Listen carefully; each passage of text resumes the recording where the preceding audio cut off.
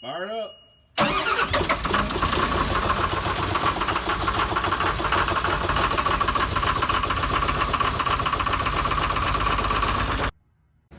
What's going on, everybody? Welcome back to the Heavy Wrench. Today we're going to hit up Drew's toolbox. You guys probably seen his tool cart. If you're a first timer here, go check out his tool cart tour, my toolbox tour. I've done some tool videos. Let's get after this toolbox. He's got a 60-inch epiq that is candy apple red with the blackout trim. It's a pretty sweet setup. Like his tool cart, it's pretty advanced inside this box. Let's see what he's got to offer. And like I said, if you're new here, hit the subscribe button, hit the like button if you like it, hit that little notification bell, and don't forget to follow Instagram at TheHeavyWrench. So let's see what he's got in his box. All right, guys, up here I got my Hutch. Over in the corner, I got my Snap-on 14.4 battery charger, Milwaukee dual charger. This is the power top with the bed liner top. I think they actually changed the bed liner because it's not so rough anymore. It's actually pretty smooth. There's an engraver back there in the corner, a little portable charger, some miscellaneous charging cables. The Hutch did come with this little shelf, and it also comes with a can holder, but I got that on my cart now. A little monitor for my laptop. So a hook to hang my keys and whatnot on. A couple flashlights. And a little mat for my keyboard and mouse. Coming inside, top drawer is sockets. So on this side I got standards, back rail, a 1/2-inch drive, moving up to 3/8 drive, quarter drive, set of snap-on sockets that I picked up one day. A few are missing. Back here I got a engine barring tool for Caterpillar engines. Here I got shallow 3/8 drive twist sockets, and then also the deep twist sockets here. 3/8 drive click style torque wrench in this case, 1/2-inch drive click style torque wrench, a couple of 3/4 drive extensions, 3/4 ratchet with the 3-foot handle. In the middle here, got some miscellaneous Phillips head sockets and flathead sockets. Those are all Craftsman. I picked them up. Then on this side I got metric. The again 1/2-inch, 3/8, and then snap-on deeps, some snap-on shallows. I kind of use these magnetic trays as some miscellaneous socket fillers. Real quick, somebody asked about these rails on YouTube. They're mechanic time savers. These actually lock the socket onto the rail. You have to do a quarter twist and the socket comes right off. So just answer some questions there. And those you got probably on Amazon? Yeah, you can pick those up on Amazon. I know our Snap-on dealer carries them, and the price is about the same, shockingly. 2-foot, 1/2-inch drive extension. Great for bell housing bolts and things like that. A little rail of tap sockets. Miscellaneous ratchets that are kind of spares, Craftsman. Another 1/2-inch drive extension. A few miscellaneous adapters that I've picked up in sets or whatnot. Extra set of extensions. They were on sale on the truck a while back. Picked them up. And this is the sockets that you don't use like every day? Very rarely. Most of the ones in here on the rails are Craftsman. Kind of keep them if I got to make a special tool. There's a few 12 points in here. None of my gray pneumatic sockets in my cart are 12 point. I guess back here in the corner, I see now there's a couple spark plug sockets hiding back there. Because as much as we work on majority of diesel engines, we do get the gas engines in here also. Yeah, some of the manlets, some of the you know, various gators and stuff like that. Get more popular on job sites, side by sides too. So this is my wrench drawer. Starting on this side, I got some oversized wrenches. The set that I picked up goes from this wrench here down to the end. It goes from 1 5/16 up to 2 inch. You don't have to buy really expensive snap-on ones. I picked up all of these wrenches in a set on Amazon for $100. They're either off-brand or no-name brand. These ones say Valley on them. Never heard of them before, but I haven't broken one. So in here I got little ignition wrenches and things like that. there's a custom 7/16. Yeah, It's pretty nice. needed a stubby apparently. It's always awesome to cut tools in half, isn't it?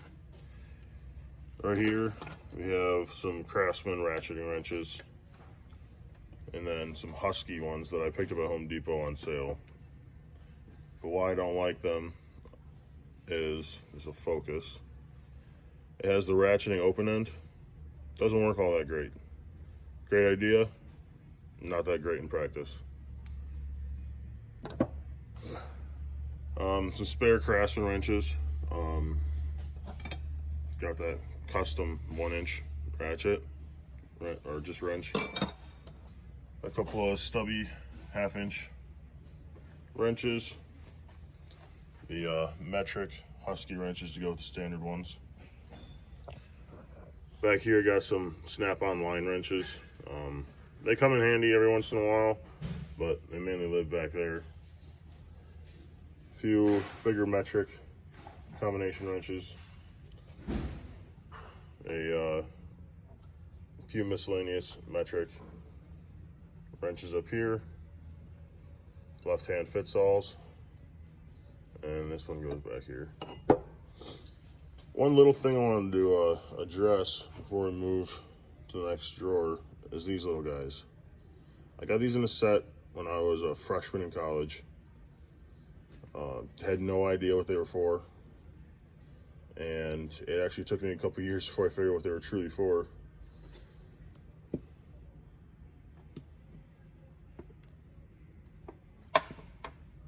And get the right size, Phil.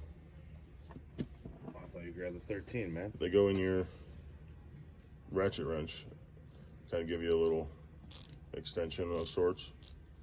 So, comes in handy. Those are made by Craftsman. Yeah. The way it looks. I'm not sure the tool name. Throw a part number out there. 42066 is the one that's 11/16. Maybe we can look it up by that or find the set from that. So if anybody knows what these are called, post it in the comments.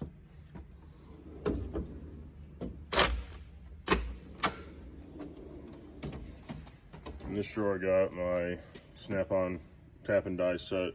It's just the small one. Goes up to 1/2 inch, I believe. Power probe master combo kit. It has your regular power probe 3. Comes with a few extra things. This is a open short detector. Maybe we'll do a video on that in the future if you guys are interested in knowing about that and how it works. My old spare multimeter over there in the corner. If I gotta go out in the yard or something like that, I take that one instead of my nice one. Screwdriver set. I have a few now, so this one is like a backup. It lives in my toolbox. And then come over here so you can see the whole thing. I have a 60-inch snap-on pry bar. It barely fits in here. Striking head. It's pretty sweet. It's I think it's 7/8 bar. Doesn't flex barely at all. So if you guys need a nice heavy duty pry bar, nice long one, check out the Snap-on one.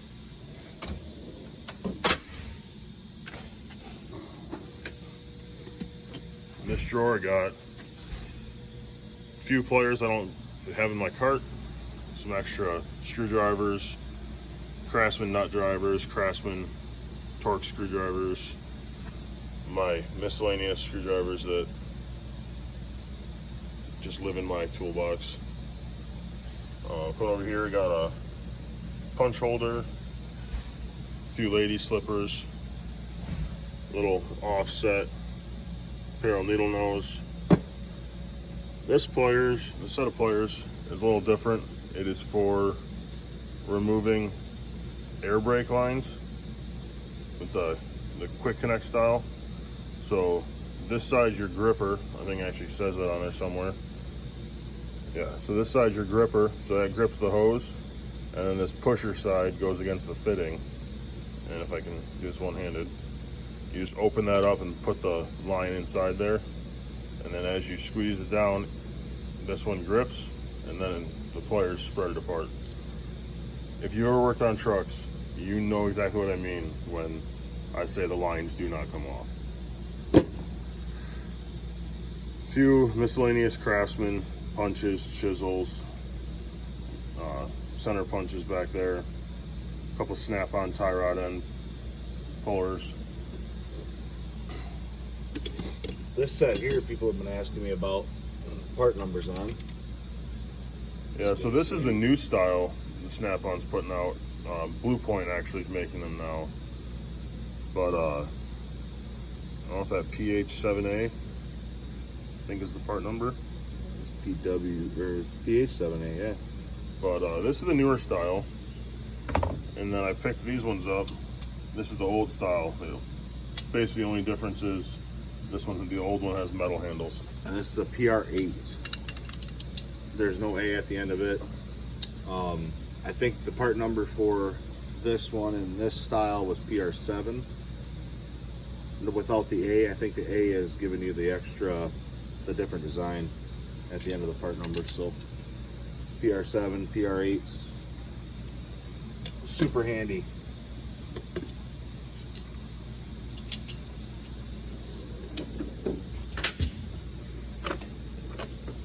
In this drawer, I have the Snap-on puller set. Just about every Snap-on truck I know of, you go on that back wall, he's got that puller set inside the case. Well, this is it, just not all organized. It was at one point. You open and close the drawer, it goes everywhere. But it's got set up for 3 jaw pullers, little bearing splitter back there, 2 jaw pullers, H bars, puller bars, different tips for the puller rods, slide hammer, and then it also has, this set is on that board. I bought it separately because I wanted the case, but it's just a little, I always call it a steering wheel puller, but that also comes in there. I got a few extra bolts that weren't in there, just kind of hanging out in there. And then this is a recent purchase. It's the Texas Twister air hammer pulling kit. I haven't gotten a chance to really use it yet. When I do, we'll make a video on it or something.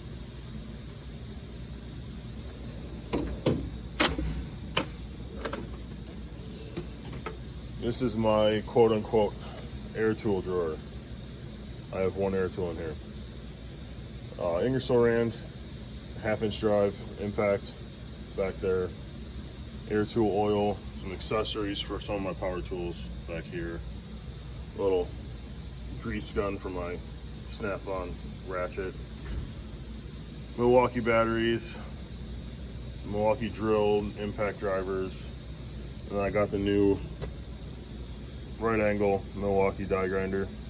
This thing is awesome. Just make sure you have a lot of batteries. So far, that one's working out pretty good for you? Oh yeah, I'd buy another one. Yeah? Yeah. Might have to put it on my list. Down here is a catch-all. So got a couple pairs of welding gloves, filter cutter. This is I believe it's an OTC tool. Basically, it takes these dies here. These are standard ones. I got some metric ones in that box down there. And this is a external thread cleaner. So if Phil will give me a hand spinning that handle, we can open it up. You basically just spin the handle and it opens up to the size rod you have. And then you could match up the die right there. And then you can spin it around the threads and clean the threads. Yeah, so it doesn't matter. As long as you match the thread pitch, you can make it to whatever size. If you know what your thread pitch is, right? That's what you can make it any size. So really is a neat tool for hydraulic cylinder nuts and you know, rods. Yeah, that's mainly what we use it for. You know, so. But a couple big pipe wrenches. I got a old dipstick out of a transmission that I threw in here to hold on to.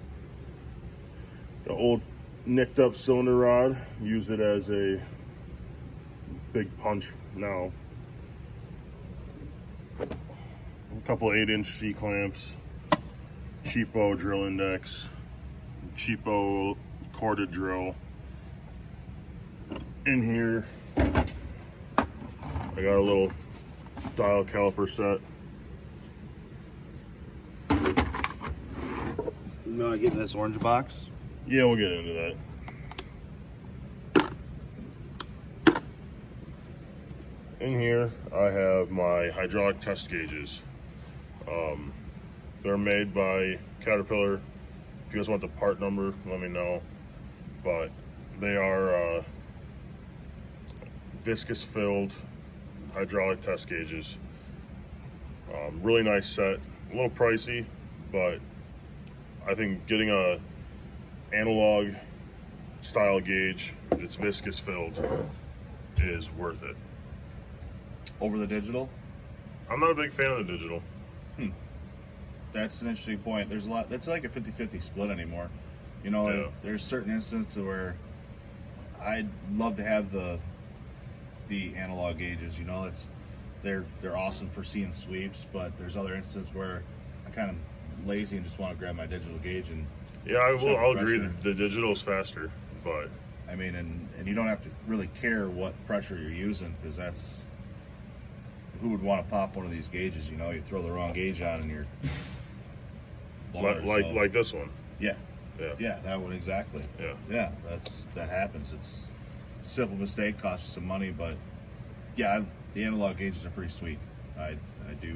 They're definitely a viable tool to have in your box, and I don't know how it is for price between these and digital anymore. Yeah. They might be I've had these close. ones for a while, so I'm not exactly sure on the price of them anymore. It's been a while since I bought a gauge too, so Yeah. might have to check into that. But then down here we got some miscellaneous clevises and lifting links and whatnot. Got a 2-inch tap for fixing drain plugs. A little number punch set. And this box down here is just some cheap Harbor Freight pipe taps. Corded Milwaukee grinder. And that's just about it for this drawer. A couple more, guys. In here is a Rad Kit Plus A, I believe is the part number. Rad Kit Plus A. This is a radiator coolant system filler. So this gauge assembly, there's some adapters. I usually just use the cone, goes in the top of your radiator. This side over here where my pinky's at goes into your fresh coolant. This piece, quick couplers right there. And basically you just hook your shop air here, open the ball valve, and it pulls a vacuum in your coolant system.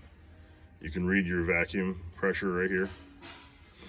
And when you get it up to about 25, 30 over here, then you can close your air off.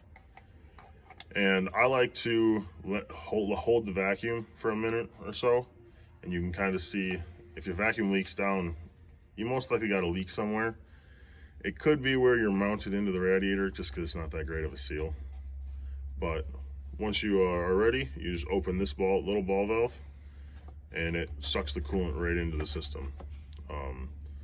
I find I get a full fill in the system. I don't have to burp it or anything.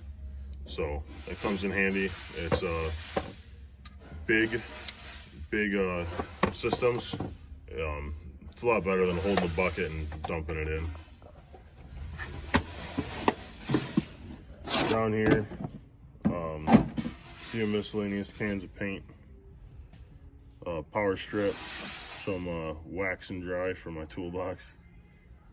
This is a little, just like a pick probe, mixed between a test light and a voltmeter, ohm meter. Doesn't do amps, but I found one time, picked it up, thought it was cool. These are bushing driver sets. This is the little one.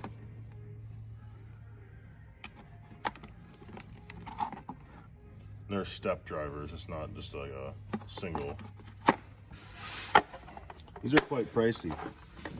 Yeah, a friend of mine let me borrow them. That's the bigger set. It goes up to You go up to 2 and I think it's 3 and oh, 3 and a 16th. 3 and a 16th. Yeah, that's a nice set to have.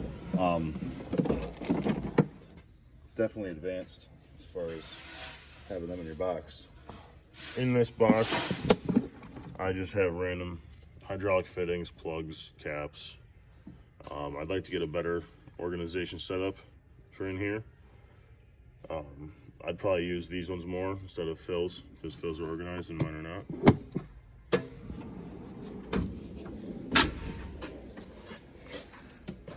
Another kind of catch-all drawer for smaller stuff. Caliper here. These are actually 30-foot retractable leads. The little case says 20, but they are actually 30. I don't know why there's a discrepancy there, but I've measured them, they're 30. This is a full set of extractors. I don't know where I got a second holder. There's only one in there, but got 2 of those. A little whip off a project, didn't get used, hung on to it. A couple sets of feeler gauges. I got an engineer's tape measure, so I can measure in tenths of a foot. A couple drill bits that I needed for drilling out a broken bolt. These ones back here are left-hand drill bits, again for broken bolts. A couple miscellaneous taps back here and up here. This is a 1-inch pipe extractor for pipe fittings. A couple cans of butane, some Loctite.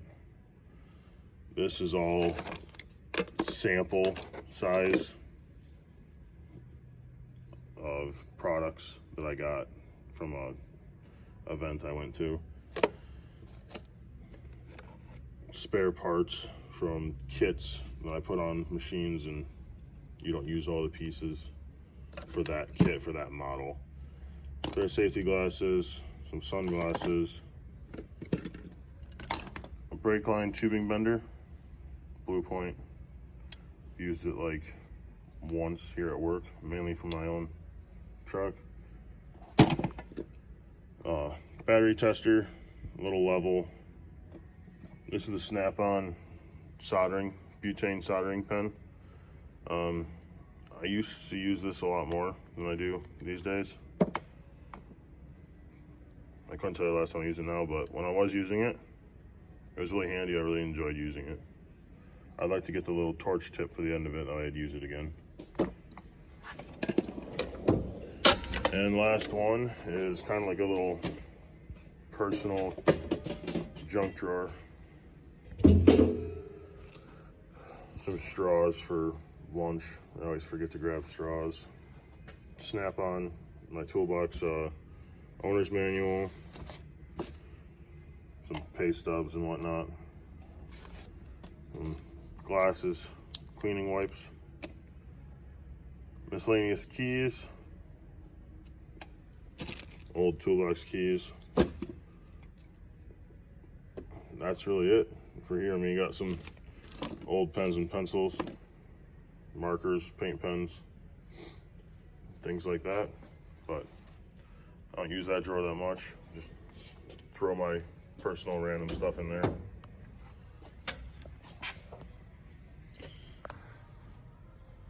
Thanks for watching, everybody. That was Drew's toolbox. We got through his cart on one other video. If you haven't checked out that video, go check out his cart, check out his box. It's been a good video. Check out, I've got one done on my box, my cart. We've got some other videos on tools. Check us out on Instagram at TheHeavyWrench.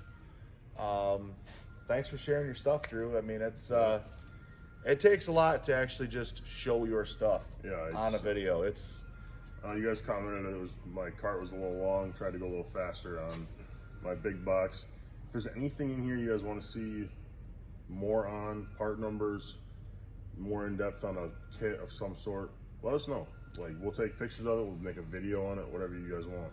Yeah, and the best way to answer most of your questions, I've had some that I've just done posts on Instagram.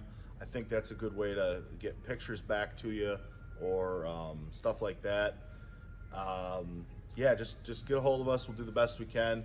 I know a lot of people have liked some of the special tools we have and asked for part numbers. That's great. Keep the comments flowing. I appreciate the comments. They've been nothing but supportive as far as I can see, and it's a great thing. So let's keep that iron moving.